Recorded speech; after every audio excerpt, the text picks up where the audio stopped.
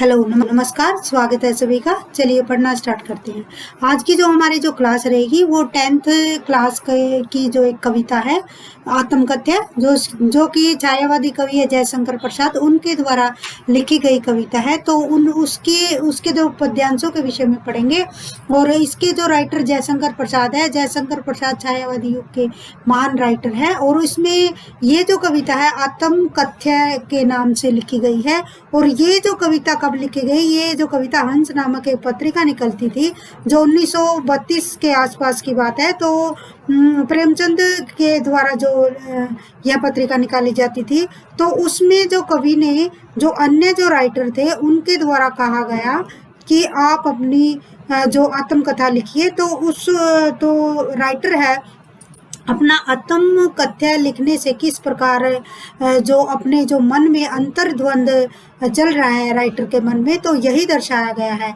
तो इस कविता में जो राइटर है वो अपने आत्मकथ्य में किस प्रकार अपनी जो प्रेमिका को याद करता है और किस प्रकार वह अपने प्रेम भरे जो दिन है उन दिनों को स्मरण करके किस प्रकार अपने जो उन दिनों को याद करता है। और जो अन्य जो राइटर है उनको व्यंग्य के रूप में किस प्रकार वो दर्शाना चाह रहा है कि जो राइटर है, मान लिया मैंने अपने जो जीवन के आत्मकथ्य के विषय में जो अपनी पत्रिका में निकाल भी दिया, तो उनका जो रवैया कैसा रहेगा। तो इसमें यही दर्शाया गया है कि जो अन्य जो राइटर है वो आलोचक है, और आलोचक कभी किसी की प्रशंसा नहीं कर सकते। वो उसमें जो दिखने वाली उसमें छोटी छोटी जो बारीकी से जो कमियां हैं तो उन कमियों को निकालेंगे। और जो राइटर है अपने निजी जो जीवन की जो परिस्थितियां हैं तो उनके विषय में नहीं बताना चाहता। तो इस कविता में यही दर्शाया गया है। तो चलिए पढ़ना स्टार्ट करते हैं। जो पहला जो इसमें पद्यांश है वो यही है कि मधुप गुनगुना कर, और लास्ट की जो लाइन है व्यंग्य मलिन उपहास, जो प्रथम जो पद्यांश है। तो इसमें जो राइटर है वो अपने उन दिनों को याद करता है, यानी कि जो अपने जो पिछले दिनों को याद करके जो अपनी बातों को रखना चाहता है।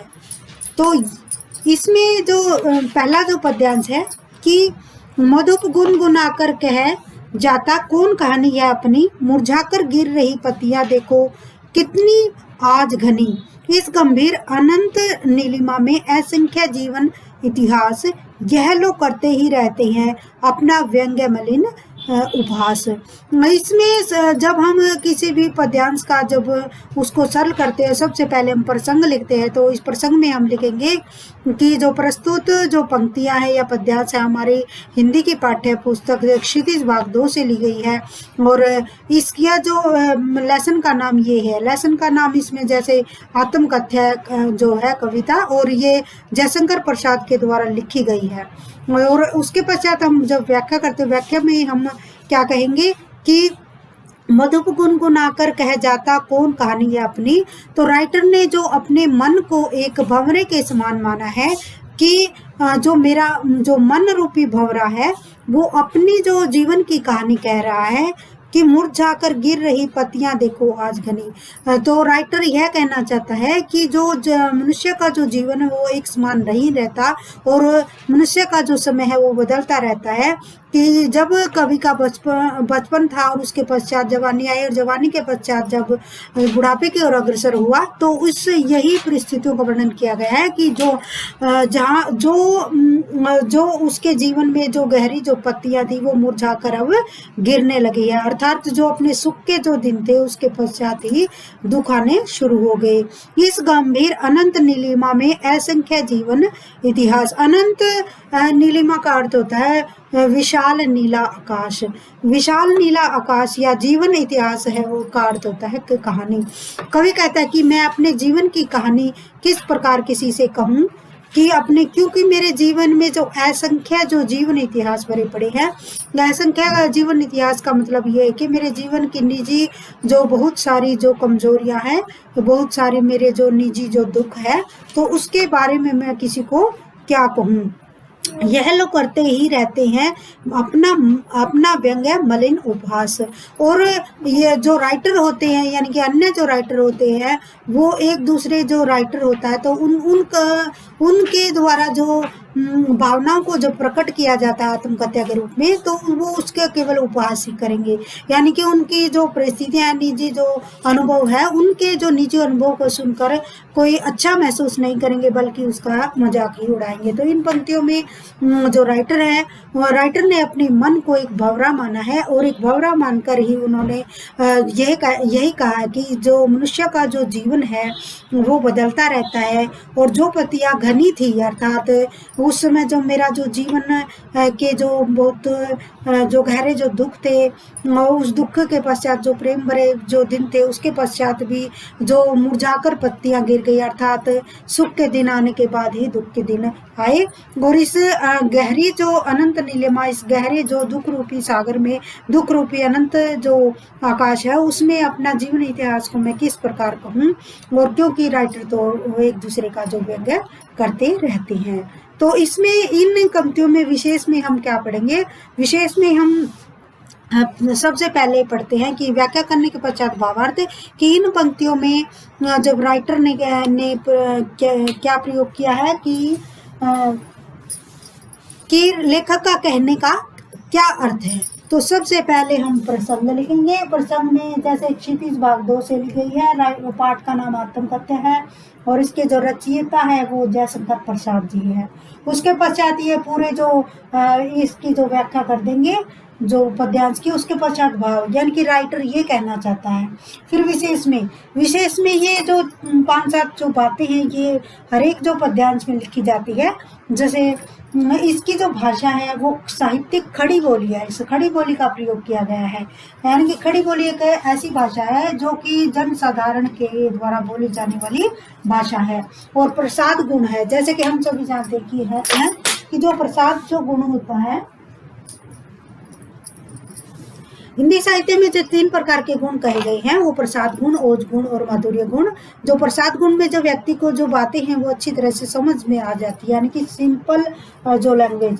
तत्सम तद्भव शब्दावली का प्रयोग है। तत्सम और तद्भव यानी कि संस्कृत निष्ठ शब्दों का प्रयोग करने के पश्चात भी जो तद्भव शब्दावली है, यानी कि तत्सम शब्दों के साथ साथ तद्भव शब्दावली है, यानी कि जो शब्द यानी कि समय के साथ बदल जाते हैं, तो वो जो शब्दावली है। और व्यंजना शब्द शक्ति का प्रयोग किया गया है। कई जो बच्चे हैं वो व्यंजना शक्ति का अर्थ नहीं समझ पाते, तो व्यंजना जैसे हिंदी साहित्य में जैसे 3 प्रकार की जो शब्द शक्ति बताई गई है, वो उसमें हम जो 3 प्रकार की शब्द शक्ति है, वो सबसे पहले अभिधा शब्द शक्ति, उसके पश्चात लक्षणा, और उसके पश्चात व्यंजना शब्द शक्ति। व्यंजना शब्द शक्ति में किसी के ऊपर व्यंग्य किया जाता है, और व्यंग्य के रूप में किसी की बात को बताया जाता है, यानी कि आलोचना के रूप में उसकी बात को बताया जाता है। इसके विपरीत जैसे अलंकारों का इसमें प्रयोग किया गया है कि कौन कौन से अलंकार है, तो इसमें जैसे गुणगुनाकर, जैसे यहाँ पर जो अनुप्रास अलंकार है, व्यंग्य मलिन उपहास में जैसे रूपक जो अलंकार है। तो इसके पश्चात जो दूसरा जो पद्यांश है कि तब भी कहते हो कह डालूं दुर्बलता अपनी बीती, तुम सुनकर सुख पाओगे देखोगे यह गागर रीति, किंतु कहीं ऐसा न हो कि तुम ही खाली करने वाले, अपने को समझो मेरा रस ले अपनी भरने वाले। तो ये जो दूसरा जो पद्यांश है, तुम भी कहते हो डैश अपनी भरने वाले। तो इस पद्यांश में राइटर ने क्या कहा है कि इस पद्यांश में राइटर ये कहना चाहता है कि अन्य जो आलोचक है, अर्थात अन्य जो राइटर है, मेरे आत्मकथा के विषय में जो कहना चाहते हैं कि आप अपनी आत्मकथा लिखिए, तो उसके विषय में मैं यही कहता हूँ कि तुम भी कहते हो कह डालूं दुर्बलता अपनी, कि मैं अपनी दुर्बलता यानी कि अपनी कमजोरियों का वर्णन अपनी जो इस आत्मकथा में करूं, तुम सुनकर सुख पाओगे, यानी कि मेरी जो निजी जो अनुभूतियां हैं उनको तुम सुनकर सुख पाओगे, यानी कि मेरा जो मजाक उड़ाओगे, देखोगे यह सागर रीति, परंतु बाद में आप देखोगे कि मेरे इस जीवन में कुछ भी नहीं है, यानी कि मेरी जो गागर है वो रीति है, अर्थात कोई ऐसी विशेष बात नहीं है। किंतु कहीं ऐसा न हो कि तुम ही खाली करने वाले, अपने को समझो मेरा रस ले अपनी भरने वाले। किंतु ऐसा भी नहीं है कि तुम ही मेरी तुम ही खाली करने वाली, यानी कि मेरा जो व्यंग्य भरे जो शब्दों को तुम सुनकर जो अपना अपना ही झोली भरने वाले का अर्थ यही है कि तुम मेरा मजाक उड़ाओगे, और मेरा रसले अपनी भरने वाले इसका अर्थ यही है कि तुम मेरी जो निजी अनुभूतियों को सुनकर अपने आप को सुख पाओगे। और इसमें भी यही कहा गया, राइटर का कहने का अर्थ है कि अन्य जो राइटर है वो मेरी अनुभूतियों को सुनना चाहते हैं, मेरे आत्मकथ्या के रूप में मेरी आत्मकथा को सुनना चाहते हैं, लेकिन मैं अपने आत्मकथ्या को कैसे कह दूं कि मेरे आत्मकथ्या को सुनकर ही जो अन्य राइटर है मेरे प्रति क्या करने लगेंगे, मेरा उपहास उड़ाने लगेंगे। चलिए नेक्स्ट है कि यह विडंबना अरी सरलते तेरी हंसी उड़ाऊं मैं, भूले अपनी या प्रवंचना औरों को दिखलाऊं मैं, उज्जवल माया कैसे गाऊं मधुर चांदनी रातों की, अरे खिलखिलाकर हंसते होने वाली उन बातों की।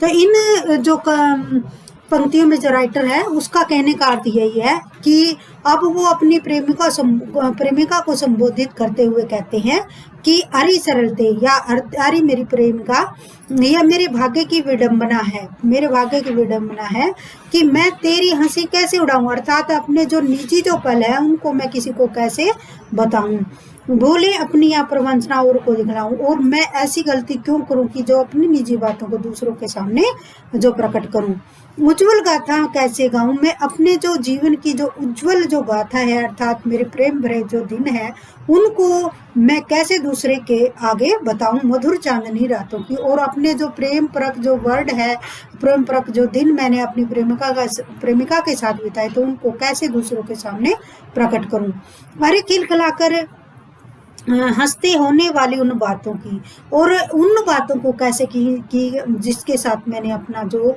जीवन का जो समय काटा, और अपने सुख के अनुभव जिसके साथ हमने अपने सुख के अनुभव किसी के साथ हमने प्रकट किए। तो इन पंक्तियों में जो राइटर है वो खिलखिलाकर जैसे है, खिलखिलाकर में जो पुनरुक्ति प्रकाश अलंकार है और अनुप्रास अलंकार है, और इसमें विस्मयादि बोधक यह विडंबना, विस्मयादि बोधक जो वर्ड है वो भी यूज किया गया है, और अपनी प्रेमिका को संबोधित करते हुए जो राइटर कहता है मधुर चांदनी, मधुर यानी कि चांदनी रूपी मधुर रातों, तो इसमें जो वर्णन किया गया है चांदनी रात का जो वर्णन किया गया है, और व्यक्ति अपनी जो निजी जो भावना है वो किसी के आगे नहीं बताना चाहता। नेक्स्ट है इसकी, मिला कहाँ वह सुख जिसका मैं स्वप्न देखकर जाग गया, आलिंगन में आते जाते मुस्के आकर भाग गया, जिसके अरुण कोपलों की मत वाली सुंदर छाया में अनुरागनी उषा लेती थी निज सुहाग मधुमाया में। अब जो राइटर है अपने जीवन के उन पलों को याद करता है कि जिनको वो याद करके दुखी होना नहीं चाहता, बल्कि उनसे सुख ही प्राप्त करना चाहता है। तो राइटर कहता है कि मिला कहाँ वह सुख जिसका मैं स्वप्न देखकर जाग गया, अर्थात मुझे वो सुख नहीं मिला और मैं वो स्वप्न देखकर एकदम जाग गया, अर्थात जो मेरे द्वारा जो मैंने अपनी कल्पनाएं की थी वो कल्पनाएं मेरी पूरी नहीं हो सकी, और एक अकाल्पनिक जो एक सपना था वो मेरा टूट गया। आलिंगन में आते आते मुस्कुराकर चुभा गए, जैसे एक नायिका होती है वो अपने प्रेमी के आगे आने के पश्चात ही भाग जाती है, तो उसी प्रकार भी जो लेखक की जो राइटर की स्थिति है, जिसके अरुण कोपलों की मत वाली सुंदर माया में। अब अरुण कोपलों की मत वाली सुंदर छाया में का अर्थ यही है कि जो प्रेमिका है जो राइटर की, तो उसके जो कपोल है तो वो लाल है, अर्थात उनका जो रंग है वो लाल रंग का है, और उसकी जो मत वाली सुंदर छाया में जो राइटर है वो विश्राम कर रहा है। अनुरागनी उषा लेती थी निज सुहाग मधु माया में, तो यहाँ पर निज सुहाग में रूपक अलंकार है। अनुरागनी होता है प्रेमिका, यानी कि प्रेमिका उषा लेती थी, जो उषा यानी कि प्रातः काल का जो समय जो होता है, जो कि बिल्कुल लाल यानी कि प्रातः यानी कि दिन निकलने से थोड़ी देर का पहले का जो समय होता है वो उषा काल कहलाता है। तो निज सुहाग मधु माया में, तो इस प्रकार मैं अपने उन दिनों को कैसे याद करूं कि जो मैंने अपनी प्रेमिका के साथ बिताए। तो राइटर का कहने का अर्थ यही है। तो इन पंक्तियों में जो राइटर है वो यही कहना चाहता है कि जो पल मैंने अपनी जो प्रेमिका के साथ बिताए है, मैं दूसरों के सामने उन जो स्थिति का वर्णन नहीं करना चाहता। तो यही जो कहने का जो राइटर का पर्याय है। नेक्स्ट है कि इसका जो अगला जो पैरा है, पद्यांश है कि उसकी स्मृति पाथेय बनी। उसकी स्मृति पाथेय बनी है, थके पथिक की पंथा सिखी, सीवन को उधेड़ कर देखोगे क्यों मेरी कंथा की। छोटे से जीवन की कैसी बड़ी कथाएं आज कहूँ, क्या यह अच्छा नहीं कि औरों की सुनता मैं मौन रहूं। सुनकर क्या तुम भला करोगे मेरी भोली आत्मकथा, अभी समय भी नहीं थकी सोई है मेरी मौन व्यथा। तो इन पंक्तियों में जो राइटर के द्वारा जो जिस बात को कहा गया है, तो इसमें ये राइटर यह कहना चाहता है कि जो मेरी जो प्रेमिका है उसकी जो स्मृति है मेरे लिए पाथेय बनी है। पाथेय जो शब्द पाथेय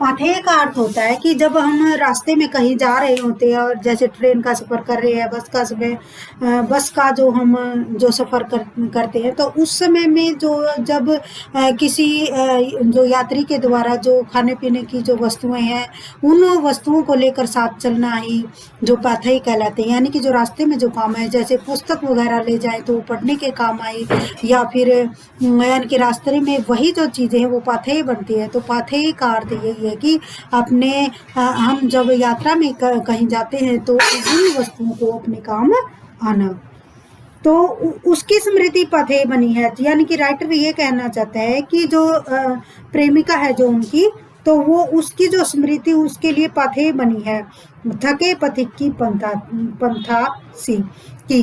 तो जैसे कोई जो पथिक होता है वो थक जाता है और थक कर एक पेड़ के नीचे या कहीं विश्राम करने लग जाता है और फिर उन बातों को याद करता है, तो जो थके हुए पंथ के समान जो उसकी स्मृति यानी कि जो प्रेमिका की स्मृति जो राइटर को जो याद आती है।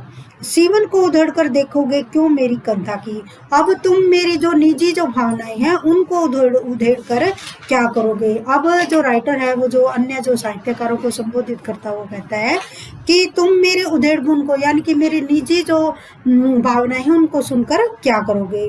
छोटे से जीवन की कैसी कथाएं आज कहूँ, यानी कि मेरा जो जीवन है वो बहुत छोटा है। हम सभी जानते हैं कि जयशंकर प्रसाद जो हिंदी साहित्य का महत्वपूर्ण स्थान था, तो उनका बहुत छोटे उम्र में ही उनका जो निधन हो गया था। तो इसमें जो राइटर है कि मेरा जो जीवन है वो छोटा है, बड़ी कथाएं, और उस जीवन की मैं बड़ी कथाएं कैसे कहूँ। क्या यह अच्छा नहीं कि औरों की सुनता मैं मौन रहूं। अब राइटर यह कहना चाहता है कि क्या यह बात अच्छी नहीं है कि मैं जो अन्य जो राइटर है उनकी आत्मकथा को सुनूं, केवल सुनूं, बल्कि अपनी आत्मकथा को न कहूं। अभी समय भी नहीं है, सुनकर क्या भला करोगे मेरी भोली आत्मकथा, अभी समय भी नहीं थकी हुई है मेरी मौन व्यथा। अभी जो राइटर है वो ये कहना चाहता है कि तुम मेरी जो आत्मकथा को सुनकर क्या करोगे, मेरी जो आत्मकथा है बिल्कुल भोली है और अभी समय भी नहीं है, और जो मेरी जो आत्मकथा है यानी कि जो अभी मेरे मन में वे विचार नहीं आए कि जिसके कारण मैं अपनी जो मौन जो आत्मकथा है वो लिखूं। तो इसमें जो राइटर का कहने का अर्थ यही है कि 1932 ईस्वी में जो इनकी जैसे प्रेमचंद के द्वारा जो हंस नामक पत्रिका निकाली जाती थी, तो हंस नामक पत्रिका में जो अन्य जो राइटर जो काम करने वाले थे यानी क्या कहने के लिए प्रेरित करते हैं कि आप अपने आत्मकथा को लिखें, यानी कि अपनी आत्मकथा को लिखें, लेकिन राइटर अपने निजी अनुभवों को दूसरों के सामने प्रकट नहीं करना चाहता। और इस कविता में यही बताया गया है कि जो राइटर है अपने निजी अनुभवों को किसी के साथ शेयर नहीं करना चाहता, और राइटर के द्वारा जो अपने जो दुख है उसके द्वारा कि किन प्रकार कठिन परिस्थितियों का जो उन लेखक ने जो सामना किया रचयिता ने, तो उनको दूसरों के सामने प्रकट नहीं करना। तो इस कविता में यही दर्शाया गया है। तो यहाँ पर जो भाषा है वो साहित्यिक भाषा का प्रयोग किया गया है, और खड़ी बोली जो इसकी भाषा है, गुण इसमें प्रसाद है, व्यंजना शब्द शक्ति है, और इसमें पुनरुक्ति प्रकाश जो अलंकार का प्रयोग किया है, तोटक छंद का प्रयोग किया गया है, और तोटक छंद का प्रयोग और तत्सम तद्भव शब्दावली है। तो यही जो स्टूडेंट को याद करना चाहिए। और आत्म कथात्मक शैली, यानी कि राइटर है वो अपने आप से बातें कर रहा है। और छायावादी शैली है। छायावादी शैली का अर्थ यही है कि जो ये उस काल में लिखी गई जबकि जो राइटर है प्रकृति से रिलेटेड जो रचनाएं लिखते थे, तो वो वही जो छायावादी शैली कहलाई। तो आज हमने जो जयशंकर प्रसाद के द्वारा जो लिखी हुई जो 10th क्लास के सिलेबस में जो कविता है आत्मकथ्या, तो उसके पद्यांशों के विषय में पढ़ा। तो ये जो क्लास रही हमारी आज 10th क्लास के विषय में रही आत्मकथ्या लेसन की। चलिए मिलते हैं नेक्स्ट टॉपिक के साथ। Thank you.